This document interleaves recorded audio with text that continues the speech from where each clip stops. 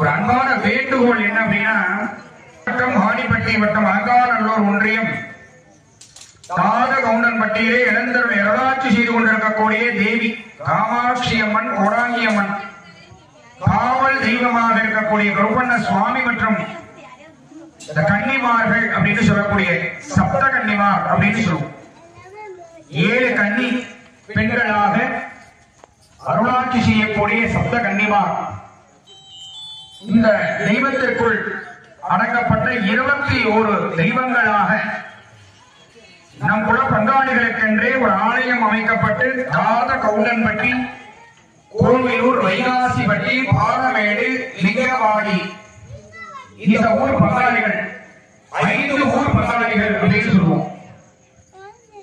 இவர்களுடைய நிலையில் மட்டுமல்லாது இவர்களை சார்ந்த மாமன் மைத்துரர்களோடு இவ்விழா இதே முதற்கால யாக வேள்வியாகப்பட்டதை இப்பொழுது துவங்க வைக்கின்றது. லிங்கங்களுடைய கவனத்திற்கு கும்பாபிஷேகம் அப்படின்னா 12 வருடத்திற்கு ஒரு முறை செய்யப்படக்கூடியதான் அந்த கும்பாபிஷேகம் குடும்பம். அப்ப அந்த முதற்கால யாக வேள்வி என்ன செய்யும் அப்படின்னா மக்களுக்கு தெரியும் இந்த நாள் நட்சத்திரம் தேதியில கும்பாபிஷேகம் குடும்பம் அப்படிங்கிற தகவல் கொடுவதற்காக பத்திரிகை என்ன பண்ணுவாங்க, நேரமும் காலங்களும் நம்ம தெளிவாக அச்சடிக்கப்படும். அப்ப அந்த நேரத்தை வந்து நம்ம நேர காலமாக ஐயர்கள் இருந்தாலும் அதெல்லாம் பொருட்படுத்தாம நமக்கு நிறைய பேர் உபாபிஷேகம்னா இந்த யாகசாலை மட்டும் கிடையாது, அதை சுற்றி நிறைய நம்ம பகவான் அதற்கு நம்ம ஆட்களை ஒதுக்கிட்டு இந்த குடும்பங்களுடைய முக்கிய பங்கே இன்னைக்கு நாம கொண்டாடப்படக்கூடிய விழாவின் முக்கிய பங்கு என்ன அப்படின்னா யாகசாலை.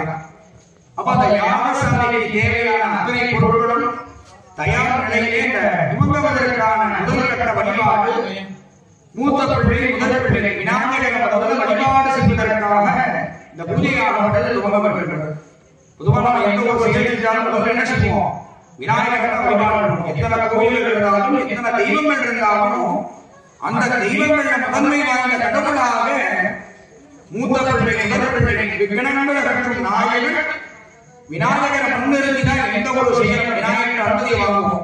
அப்புறம் விநாயகர் அனுமதி வாங்கினதுக்கு என்ன செய்வோம், எங்களுக்கு எல்லாமே விநாயகர். அப்போ அந்த விநாயகர் அனுமதி வாங்கினதுக்கு அப்புறம் எங்களுக்கான எஜமானர்கள் அப்படின்னு சொல்லக்கூடிய பங்காளிகள் என்ன செஞ்சிருக்கோம், இந்த நாள் இந்த நேரம் இந்த நட்சத்திரத்தில் உடம்பு நடத்தலாங்கிற அங்கீகாரத்தை எங்களுக்கு கொடுக்குறாங்க. அவங்க முன்னிலையில ஏன்னா நம்ம எல்லாருக்கும் முன்னிலைப்படுத்தக்கூடிய ஒரு 5 ஊர் பங்காளிகள் 5 ஊர் பங்காளிகள் எத்தனை பேர் இருந்தாலும் அவர்கள முக்கியம் ஒரு 5 பேரை தீர்மானிச்சு இந்த பூஜையில உட்காராங்க. ஏன்னா நாங்க எல்லாருமே உட்காரக்கூடாதா அப்படிங்கிறது ஒரு என்ன காரணம் அப்படின்னா எல்லாருமே உட்கார்ந்து மற்ற வேலைகளை பண்ணிக்க அதுக்காக நம்ம என்ன செய்யறோம், பிரிச்சு கொடுக்குறோம்.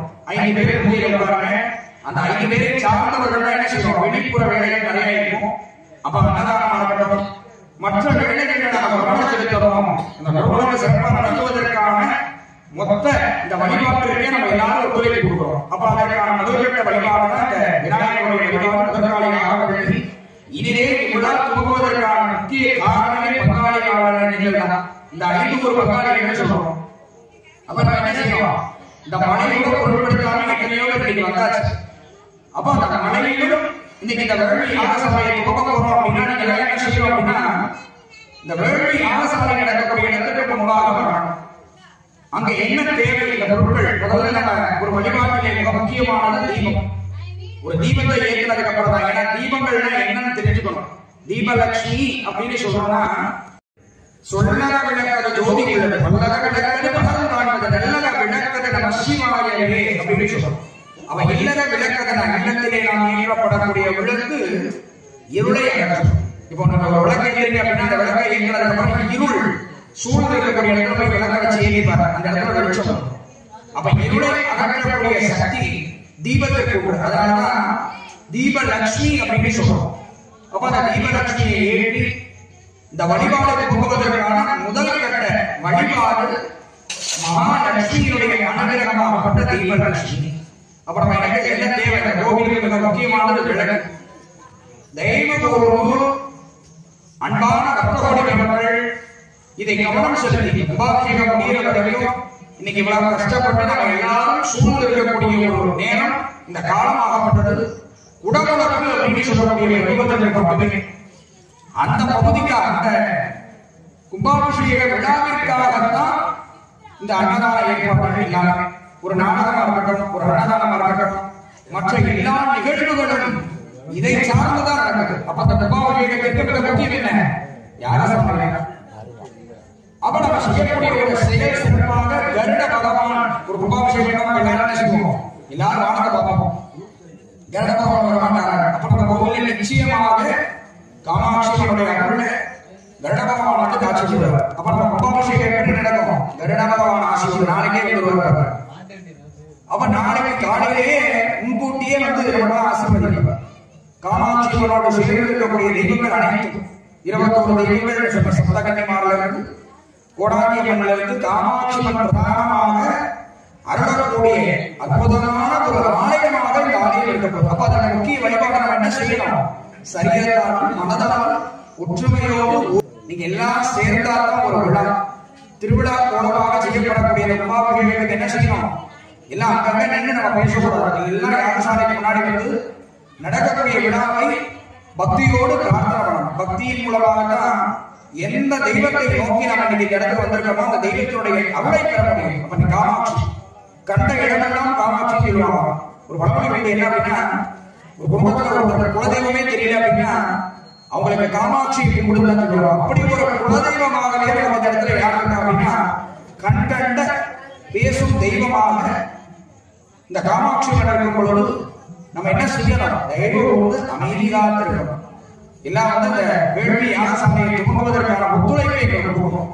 இப்பொழுது முதல் வழிபாடு விநாயகருடைய அனுமதி பெறுதல்.